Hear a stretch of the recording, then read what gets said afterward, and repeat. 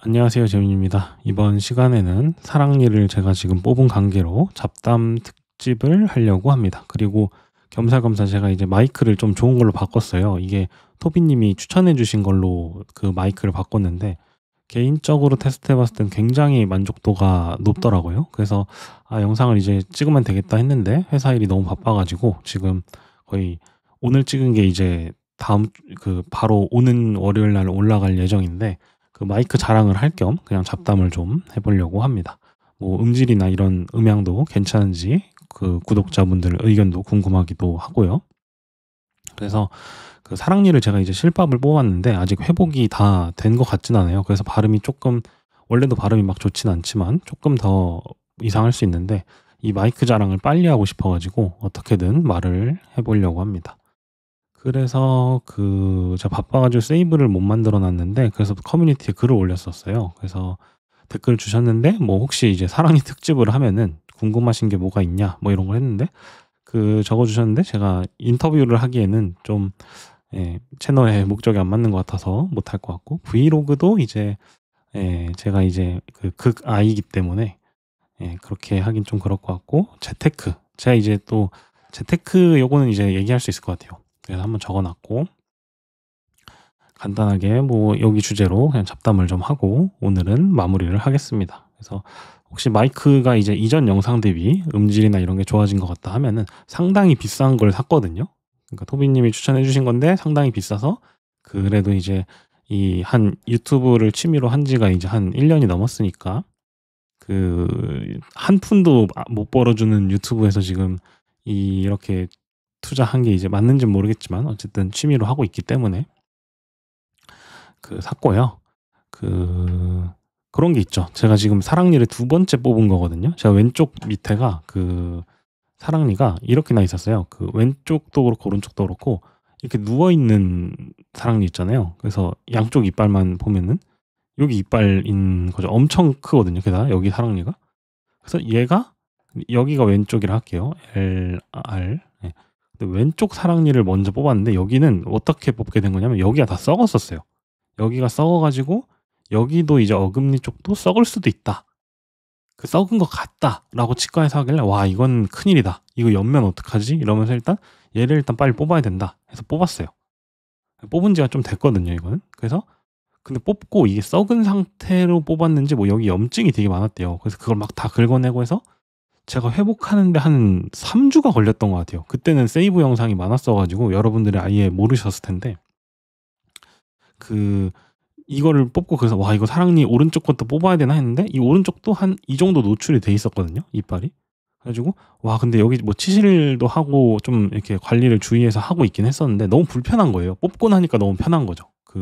회복하는 데 고생은 엄청 했지만 진짜 막 이게 원래 실밥을 풀면은 보통 사람들이 나아진다는데 전 너무 아프더라고요. 그래서 고생을 했었는데 이번에는 지금 오른쪽을 뽑은 거죠.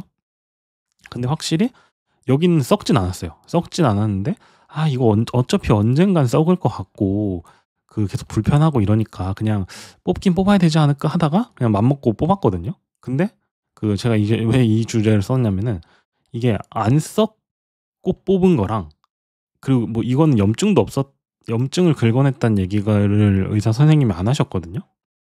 그래서 보면은 왠지 이때는 썩고 염증도 많았어 가지고 회복이 엄청 아프고 힘든 거 아닐까. 왜냐면은 지금 제가 이제 이거를 실밥을 풀고 지금 이 영상을 찍고 있잖아요. 제 기준에선 좀 발음이 완벽하게 잘 안 되긴 하는데 좀 입 벌리기도 완전 편하진 않은데 이거랑은 비교가 안 돼요.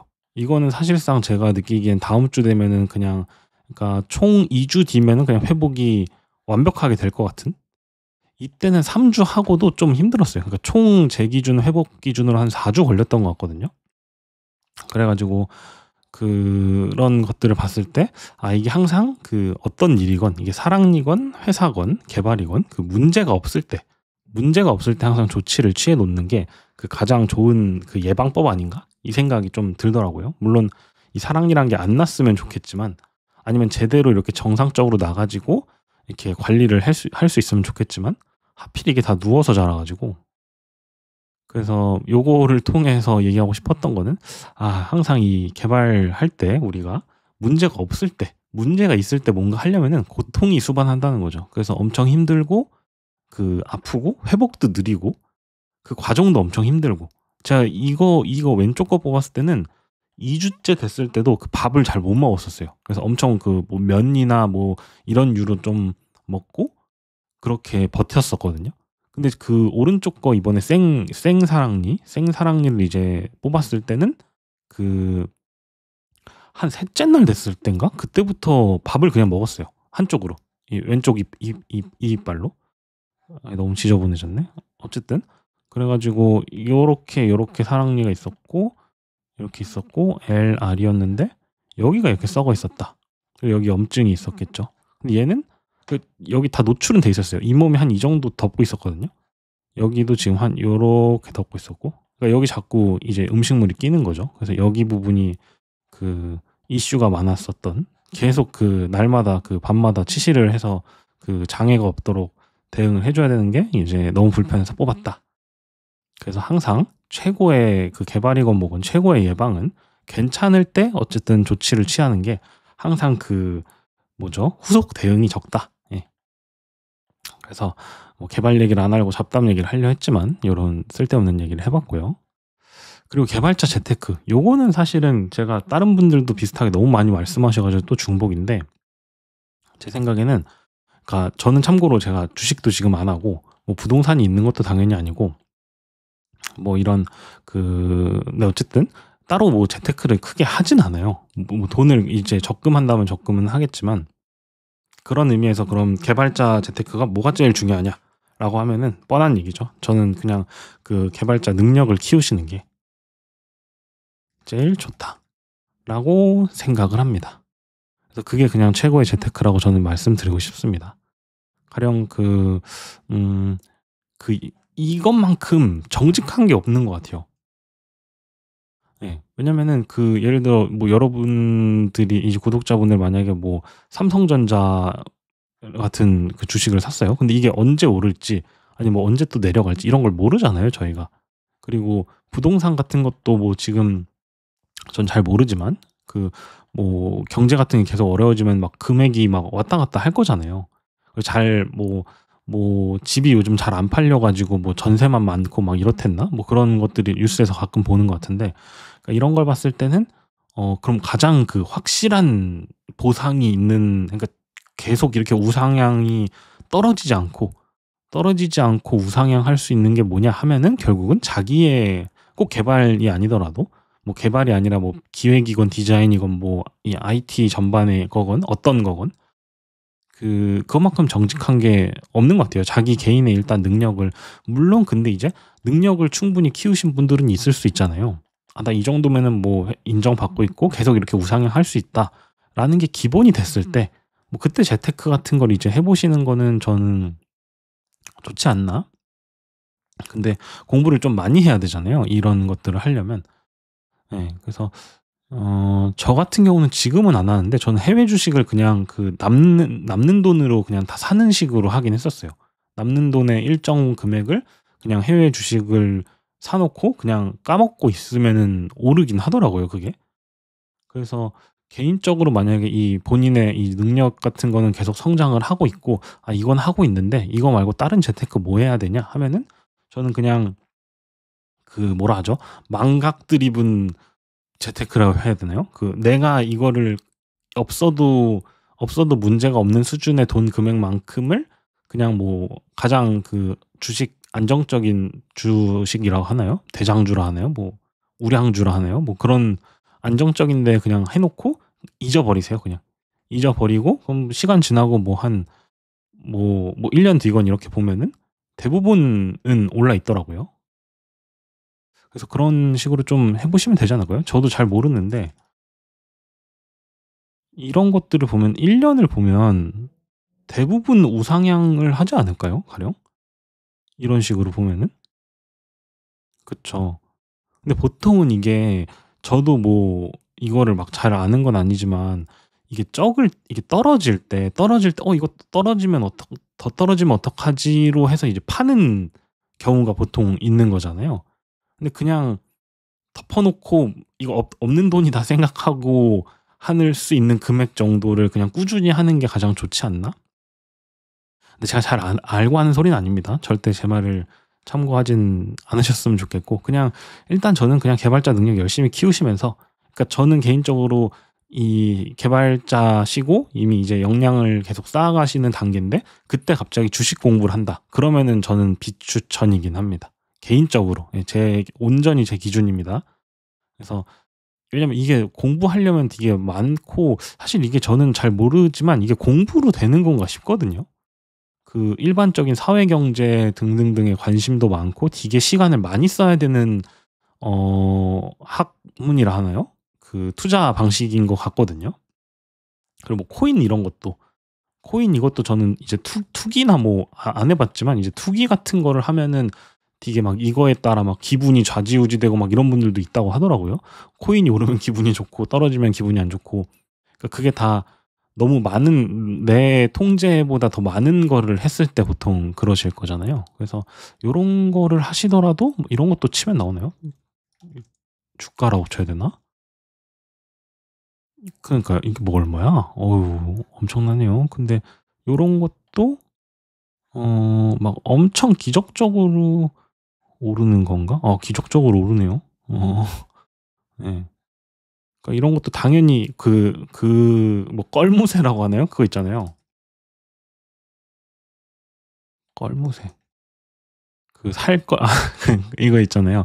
그러니까 이런 걸로 하지 말고 그냥 꾸준히 저는 하는 게 뭐 개발이건 투자건 재테크건 이런 것도 그냥 그 할 수 있는 한도 내에서 꾸준히 그냥 계속 하면은 어느 순간은 이게 예 오는 것 같긴 해요. 이게 뭐 단기적으로 하고 개발 공모나 이런 것도 예를 들어 이런 거죠. 뭐 '아 내가 이번 달에는 뭐 200 시간을 하겠다.'라고 하는 것보다 그냥 꾸준히 계속 이렇게 하는 게 더 좋을 거잖아요. 왜냐면 개발 같은 경우는 계속 트렌드도 바뀌고 뭔가 어쨌든 뭐 백엔드는 막 엄청 기적적으로 바뀌는 건 아니지만 그래서 그런 것도 200 시간 한 거 한 번 했으니까 '나는 더 이상 개발 공부 안 해도 돼.' 이런 것들은 쪼끔 저는 좋은 방식은 아닌 것 같고 그래서 그냥 좀 비슷하지 않나? 그런 것들이 좀 일맥상통하지 않나라는 생각을 개인적으로는 갖고 있기 때문에 재테크는 요렇게 하셨으면 좋겠다는 생각을 합니다. 네. 그러고 뭐 전에 요거 그 주제는 그 전에 제가 그 Q&A인가 잡담 영상을 올린 적이 있을 거거든요. 그때 댓글에 어떤 분이 적어 주셨던 것 같아요. 그래서 뭐 제가 지금 있는 회사가 되게 빡센 회사인데 그 빡센 회사 기준 이때 이제 가정에 어떻게 그렇게 시간을 쓰시는지 뭐 요런 거를 물어보신 분이 있었거든요. 제가 댓글을 최대한 쳐다보고 이 영상이 올라가면 댓글을 달아 놓도록 하겠습니다. 이게 뭐였냐면은 제가 지금 있는 회사가 되게 빡세다고 유명히 하거든요. 엄청 유명한데 이게 되게 긍정적인 거는 제가 이제 여기 다닌 지가 한 5 년이 얼추 돼 가요. 내년 1월 되면은 이제 5 년이 되거든요. 역대 제가 지금 16년 차인데 오늘 기준으로 5 년을 다닌 회사가 없었어요. 16년 차인데 회사를 법인 기준으로 10 개인가 9 개를 다녔거든요. 예. 9 에서 10. 예. 그러면 이직을 많이 한 거죠. 예 이직을 되게 많이 했는데 여기서만 되게 5 년을 있어서 사람들이 되게 신기해하는데 그 뭔 얘기를 하려고 했더라. 네. 이 빡센 회사가 되게 신기하게 제가 5 년을 다녔잖아요. 근데 주말에 일한 적이 손에 꼽을 정도예요 실제로. 그 토, 일 기준으로 주말에 일한 적이 있냐 하면은 저는 없었던 것 같아요. 대신 평일 기준으로는 엄청 빡세게 하긴 합니다. 평일에 엄청 빡세게 하고 토일을 쉰다. 근데 이게 뭐 당연하다 생각하실 수 있잖아요. 근데 이거 보시는 분들도 공감하시는 분도 계실 수 있을 것 같은데 제가 이 전 회사, 이 직전 회사가 어떤 회사였냐면 거기도 되게 좋은 회사였는데 거기가 좀 이런 스타일이었어요. 여기 위에 지금 있는 회사는 제가 어떤 느낌이냐면은 약간 바쁨을 이렇게 그래프로 그리잖아요. 일의 바쁨을. 그러면은 여기가 이제 최고 수준이에요. 이게 맥스예요. 그러면은 그리고 일의 강도라고 해야 되나? 이게 그래프가 맞나? 어쨌든 이 빡셈에 그게 좀 이렇게 잔잔하게 빡세요 그냥. 맥스까진 아니에요. 맥스까진 아니고 요 전까지 좀 이렇게 계속 잔잔하게 바빠요. 근데 이 사이사이가 이제 금요일 이제 토일은 쉬는 거죠. 토일은 명확하게 쉬고, 그래서 월화수목금은 이제 빡세게 하고, 금요일도 조금 빨리 업무를 종료하는 그게 있어 가지고 빨리 종료하는 편이거든요. 그래서 토일은 확실히 쉰다. 그러니까 사실은 가정에서도 어느 정도의 이해라기보단 배려를 해 주는 거죠, 가정에서. 그래서 굉장히 감사하게 생각하고 있고, 저도 아내한테. 그래서 요런데 그럼 이전의 이 직전 회사는 어땠냐? 거기는 이 바쁨의 강도가, 여기가 맥스예요. 맥스면은 확 바빴다가 이게 좀 유지돼요. 유지되다가 좀 떨어져요. 운영 모드를 잠깐 해요. 그러다가 또 다시는 프로젝트가 뜨거나 하면 또 바빠요. 그러다가 또 바빴다. 이게 반복이 되거든요. 전 회사가 이런 스타일이었어요. 그래서 문제가, 여기 바쁜 타이밍들, 요럴 때 주말에도 일을 했습니다. 주말에 출근도 하고. 예. 요런 프로젝트 같은 것들은 어쨌든 일자를 이제 박아 놓은 것들이 있기 때문에, 그 기간 동안은 사실은 뭔가 진행이, 전사적인 프로젝트도 있었기 때문에 진행이 좀 안 되고 있거나, 아니면은 배포나 릴리즈를 하는 게 주말에 하는 게 편하다던가, 그러면 이제 가령 공휴일 전에 작업하는 게 편하다던가, 뭐 이런 어떤 회사 서비스의 패턴이 있었거든요. 그래서 그럴 때는 이제 주말도 일을 하는 거죠.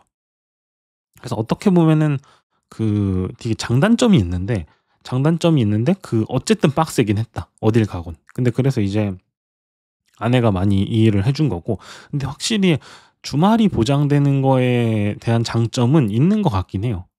근데 왜냐면 이때는 이때 바빠 가지고 또 주말 출근도 맨날 있는 게 아니니까, 이게 뭐 패턴화하기가 힘들잖아요. 그래서 보통 한 수요일쯤 딱 느낌 봐 가지고 아내한테 이번 주 주말에는 출근해야 될 것 같다 하면은, 어쨌든 뭔가 주말에 원래 같이 시간을 보내려고 했었던 것들이 못 하니까. 왜냐면 이때 기준으로 평일도 바쁜 거거든요. 이 피크 칠 때는 평일도 엄청 바빠요. 평일도 바쁜데 이제 주말까지 출근을 하면, 주말에도 뭐 일찍 오는 건 아니니까 프로젝트가 어느 정도 진행이 잘 되냐의 문제가 있다 보니까. 그래서 요런 패턴이 회사마다 되게 다르기 때문에 되게 장단점이 있다, 요런 것들이. 예. 근데 어떻게 분담하냐를 얘기하셨지. 그래서 요런 패턴이 있을 때 어쨌든 저는 평일을 엄청 빡세게 일하고, 주말이나 이제 쉴 때 있잖아요. 그때 이제 집안에 있는 일들이나 제가 할 수 있었던, 해야 되는 것들, 아니면 제가 할 수 있는 것들을 최대한 많이 합니다.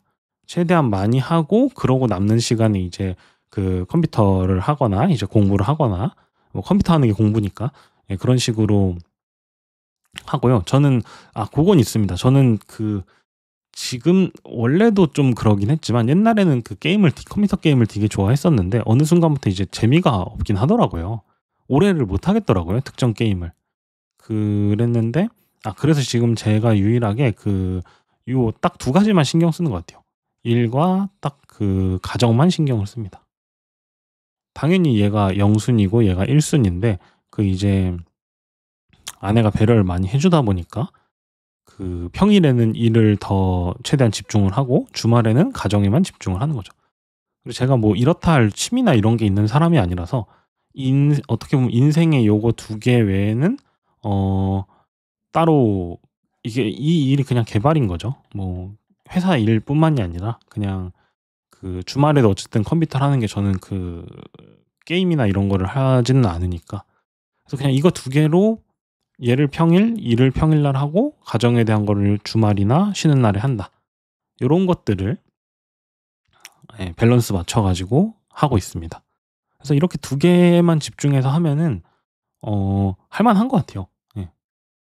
제가 막 그렇다고 제가 또 친구들이 많거나 막 그런 것도 아니라서, 친구가 거의 없어 가지고 친구를 만나거나 이런 데 하는 게 없다 보니까, 그냥 이거 두 개만 그냥 신경을 딱 쓰면 되니까 인생이 굉장히 심플하면서도 효율적으로 돌아갈 수 있는 것 같아요.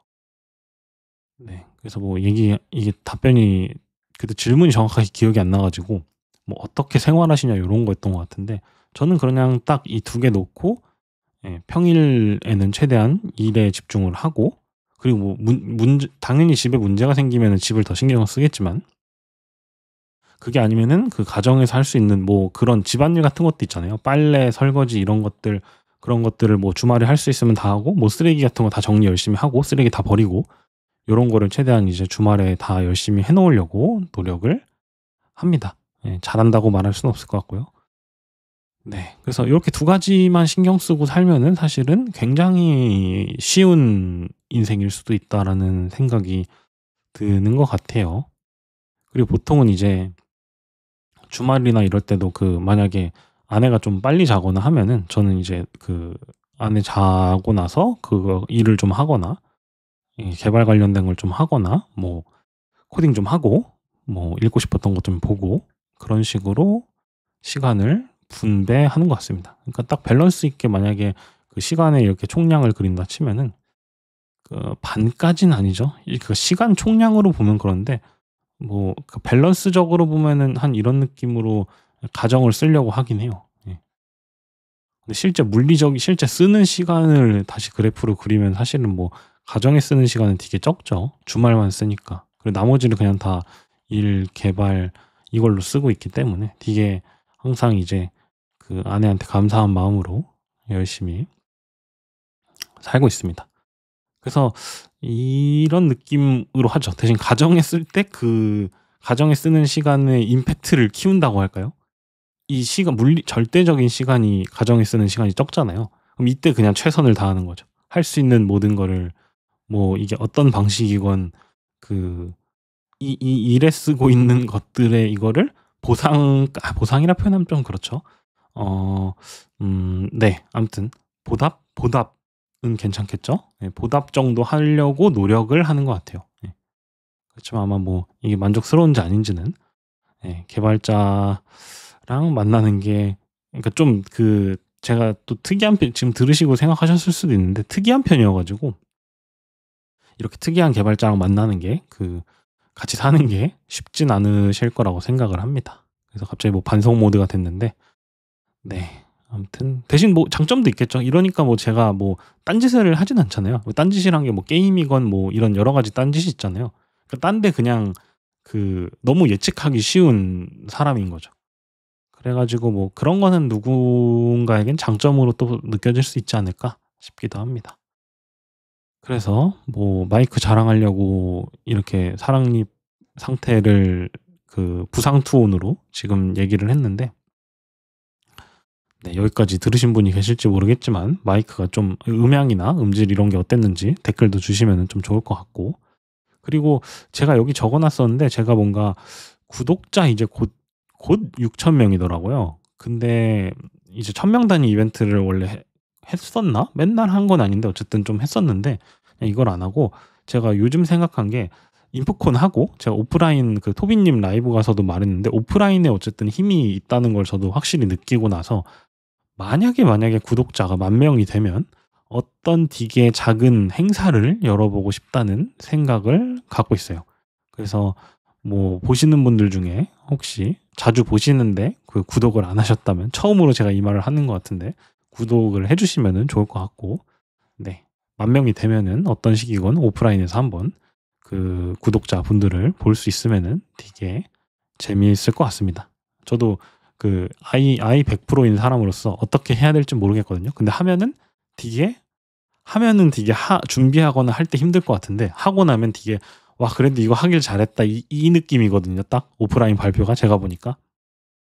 게다가 막 어쨌든 그 하게 되면 구독자분들을 만나는 거니까 되게 요런저런 얘기도 하고 뭐 어떤 식으로 할지 모르겠지만 제 지금 생각으로는 아이 100%도 할 수 있는 방식으로 오프라인이지만 아이 100%도 편안하게 와서 아는 사람 없어도 와 가지고 뭔가 할 수 있는 일단 그 여는 사람조차 아이 100%기 때문에 누구나 와서 편안하게 있을 수 있는 뭐 이 존을 만들든지 예. 예 아이존을 만들든지 진짜 뭐 이런 웃긴 그 영상 같은 거 유튜브에 웃긴 영상 있었던 것 같은데 어쨌든 그런 걸 해 보든지 해서 진짜 작은 행사를 한번 해 보고 싶긴 합니다. 대신 뭐 10,000명은 지금 추세면 10,000명은 제 생각에 내년 12월쯤 될 것 같거든요. 그 내년 12월도 힘들 수도 있겠다. 한 내후년쯤 될 것 같아요. 뭐 저도 한참 뒤의 얘기니까 지금은 그냥 일단 던져보는 거라고 생각해 주시면 될 것 같습니다.